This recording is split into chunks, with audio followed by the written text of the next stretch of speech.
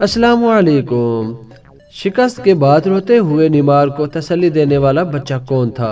قطر کے education city stadium میں جمعے کو پہلے کوارٹر فائنل میں ورلڈ کپ جیتنے کے لیے فیورٹ سمجھی جانے والی برازیل کی ٹیم کو کروشیا نے پینلٹی شوٹ آؤٹ پر شکست دے کر ٹورنامنٹ سے باہر کر دیا تھا۔ دونوں ٹیموں کے درمیان پہلے 90 منٹ میں میچ برابر تھا کہ نیمار جونیئر نے اضافی ٹائم کے دوران 106ویں منٹ میں گول کر کے اپنی ٹیم کو برتری دلا دی، لیکن یہ سبقت زیادہ دیر تک سلامت نہ رہی اور ایکسٹرا ٹائم کے 170ویں منٹ میں کروشیا کے برونو پیکٹوچ نے گول کر کے میچ 1-1 گول سے برابر کر دیا۔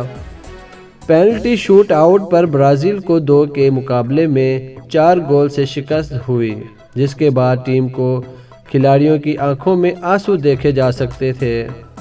برازیل کے کپتان نیمار جونیئر بھی نم آنکھوں کے ساتھ دیگر کھلاڑیوں سے ملاقات کر رہے تھے۔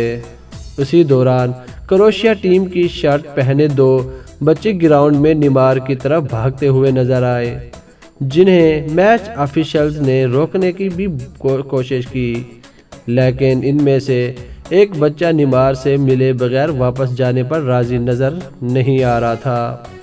یہ لڑکا کروشیا کے کھلاڑی لیو پرسٹ ایون کا بیٹا تھا، جو روتے ہوئے نیمار جونیئر کو تسلی دینے آیا تھا۔ برازیلین کپتان نیمار بھی بچے سے ملے اور اسے گلے لگایا، اور یہ ویڈیو اس وقت سوشل میڈیا پر وائرل ہو چکی ہے۔ کوارٹر فائنل میں جیت کے بعد کروشیا کی ٹیم بدھ 14 دسمبر کو ارجنٹائن کا مقابلہ کرے گی۔ ارجنٹائن کی ٹیم نے ہفتے کو نیدرلینڈز کی ٹیم کو شکست دے کر ورلڈ کپ کی سیمی فائنل میں جگہ بنائی ہے۔ ویڈیو اچھی لگی ہو تو ویڈیو کو لائک کریں، چینل کو سبسکرائب کریں۔ ملتے ہیں کسی نئی اچھی ویڈیو میں۔ اللہ حافظ۔